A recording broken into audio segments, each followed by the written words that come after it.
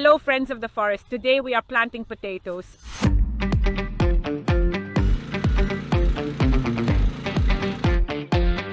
Special preparation was made for this visit. We have arrived at Poderace farm to see Pietro. Notably, we brought along Cristiano who will assist us in our tasks. What we carried was not limited to just potatoes. Yes. Today we are doing a pretty important cultivation. For that we need a motor cultivator to which we adapt the tiller and also the accelerator. Let's start with the soil though. A soil analysis, which is crucial. We are looking at a very loose soil, slightly moist still, but it tends very much to drain. And this is fundamental because the potato wants a very loose, draining and deep soil. It is very afraid of water stagnation, but it is also true that in its vegetative cycle, it needs a fair amount of water between 500 and 750 millimeters throughout the vegetative cycle. Potatoes, on the other hand, require essential nutrients. Prior to commencing our work, we source mature hetame and evenly distribute it across the field. This subsequent addition serves as a valuable supplement. In this particular situation, we possess tamed sheep. We plan to spread the fully mature manure superficially on our cultivation strip and then enhance it with the tiller. We will take utmost care to maintain the original meaning with minimal information alteration. The motorists are taken care of by Cristiano, now milling. Let's get going.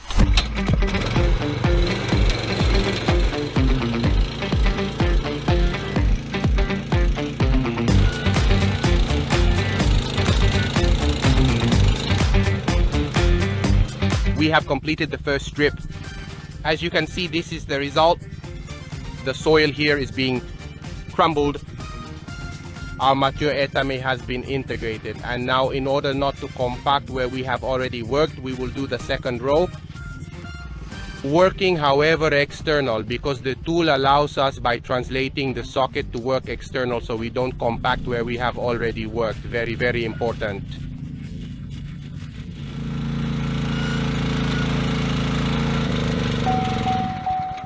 Cristiano, as I instructed previously, please ensure to verify the fuel availability.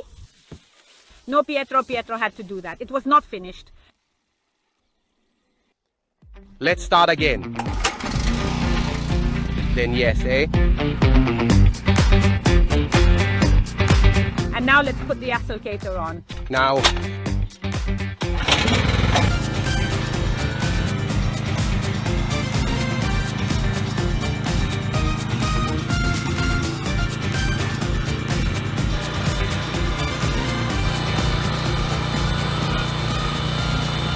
Oh, you see, I'm not the only one who makes crooked lines. We have 2 lines, 2 furrows, spaced approximately 70 to 80 centimeters apart, within which we are going to place our potatoes. Potato planting is actually not really planting because we put the tubers in the ground. First and foremost, let us delve into the topic of Solanum tuberosum. This plant belongs to the stoloniferous Solanaceae family. It is essential for us to ensure that the tubers are able to develop under optimal conditions. The tuber itself acts as an enlargement of the stolon, which serves as an underground stem characteristic of this crop. Notably, it serves as a significant storehouse of vital nutrients such as carbohydrate, sugars, and starches. When preparing to sow the seeds, careful attention must be paid to the depressions, which serve as the buds. These buds mark the commencement of the well-known underground stems, or stolons, which will eventually emerge, grow larger, and produce the tuber. To ensure optimal plant growth, there are 2 options for planting potatoes: sowing the whole potato or cutting it into smaller pieces. Cutting the potato allows for a more efficient use of resources, as we can achieve more plants from fewer potatoes used. Depending on preference, the potato can be cut into halves or wedges. What is crucial is that each piece contains the eyes, which are the buds necessary for sprouting. However, this method carries a risk, as cutting the potato creates openings for pathogens to enter, increasing the chances of plant disease. To mitigate this risk, one approach is to cut the potatoes a few days before planting and give them time to develop a dry outer surface. This formation of a patina acts as a barrier, making it harder for pathogens to penetrate the potatoes. The cutting of the potato is done when the tuber itself exceeds at least the size of a hen's egg. To be clear, you must of course be careful to leave in both cut parts or in the segments you are going to cut the buds. There are some experiences that suggest us to cut the potato and then place it on the ash to give an additional protective layer.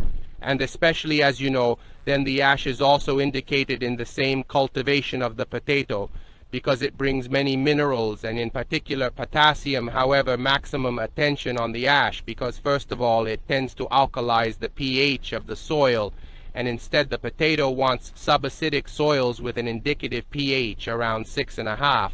This range can help to capture very efficiently all the nutrients it needs and grow in a healthy way, and also be much more productive. We have two varieties of potatoes, one white paste, let's say, so the others are more pinkish. You can see just by the pinker outer skin. We're going to make a furrow with one variety and a furrow with the other. Plus we also put the cut ones, so we can see the difference. If there is a difference in the development of the plant. We are going to arrange on this row the red ones, and on that side the white ones. We are going to put in this way.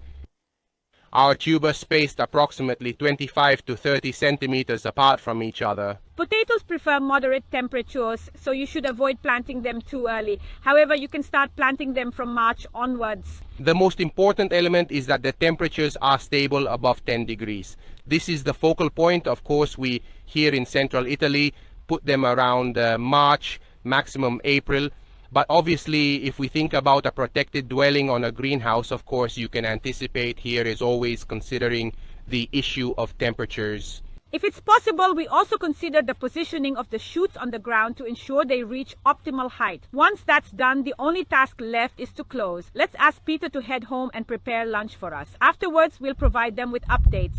All right, so if you agree, you can come along with us. And once the plants start to grow, we'll collect them and you'll get all the latest updates on the garden to grow. The last stage we are covering, Cristiano goes through first with the rake, and I then do a little bit of this pile up because it is important that the potatoes stay 10 centimeters under, at least 10 centimeters under the ground. They absolutely must not catch the light. Here is very important that tamping and covering the potato, then it will sprout. After the seeds have been planted in approximately 15 to 20 days, we can proceed with the first tamping. This is done when the plant reaches a height of around 15 centimeters and can be achieved simply with a hoe or even a basic rake. This tamping is followed by bringing soil to the base of the newly sprouted plant. After approximately 1 month, depending on the growth cycle, we will proceed with the second tamping procedure. This involves repeating the exact same operation as before. In addition to this, we may opt to apply mulch for a second tamping or to provide an extra layer of protection. The mulch serves the purpose of retaining moisture and effectively controlling the growth of unwanted plants. Potatoes can get several diseases and be attacked by a number of small animals that live under the soil or even on it. For example, remember the Colorado beetle. The important thing is that the plant is also healthy with regard to fungi such as downy mildew. If the plant is healthy and nice and vigorous, it will resist the attack. To promote biodiversity in the soil, it is essential to adhere to crop rotation and integrate soil regeneration techniques while cultivating and producing. By emphasizing both cultivation and soil regeneration, we can maintain a high level of biodiversity throughout our agricultural practices. At Ogigya Forest, I personally dig a few potato holes manually. However, if you have large crops, using a motor cultivator can be extremely helpful and decisive. This demonstration serves to show that having multiple rows of potatoes truly benefits from using a motor cultivator. Its usefulness cannot be overstated, especially when dealing with a large number of rows. Powerful collaborator. See more than the motor cultivator?